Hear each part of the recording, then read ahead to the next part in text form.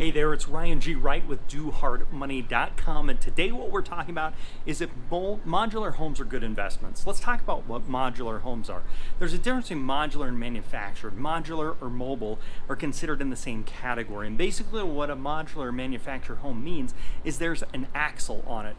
Axle meaning it had wheels. They take the wheels off, there's an axle, which means you can hook it up to a truck and you can pull it down the road. That's what a modular home is. Now, there's what they're called double wide, where they hook two modulars together and it becomes a double wide, and that's what a modular home is. Now, I've actually bought modular homes before, so there's some interesting ways of doing this. So I think modular homes can be great investments when it comes to an ROI, but I think they're horrible investments when it comes to a return on time or return on effort. So let me tell you, here's basically what happens. If you buy a modular home, you can buy modular homes for fairly inexpensive, a few $1,000s.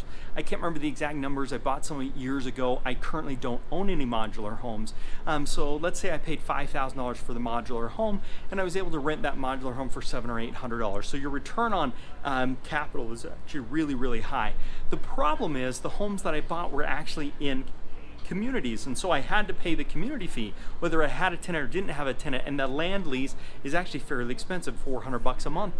The problem is most of the things in most of the tenants you're dealing with in mobile homes are typically ones you're going to have to do collections with. You're going to have to spend time, and then while you're doing that, you're going to have to be paying that lot rent while you're trying to do collections on these people. And so I found it to be really time consuming and cumbersome in order to do the collections, to stay after these properties, and I had to pay for the land lease or the lot rent along the way, which really didn't work out well. So if I was going to do modular homes again, I'd make a change. Number one, I would make a deal with the park and say, I'm only going to pay if I have a tenant in.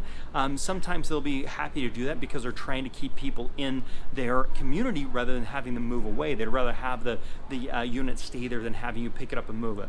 Also, if you're going to move the mobile home, it's going to cost you a few $1,000s to make the move, so that's expensive. So most people, once they set their modular home or mobile home, they're not moving in again, and landlords or park communities know that, and so they play off that. So that's one problem that I ran into. I felt like it was really time consuming to do collections.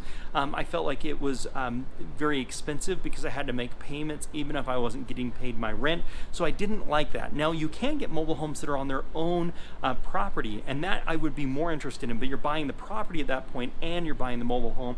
That is something I think would be more interesting. The whole idea with this is you're getting a house for very inexpensive.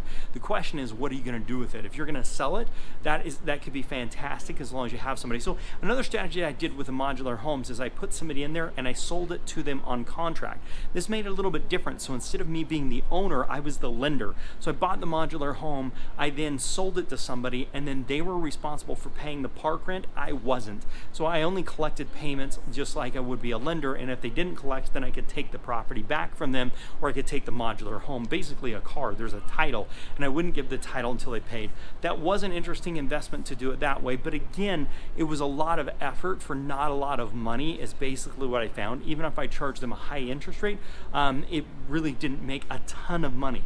I do think it's interesting in a way for people to get started.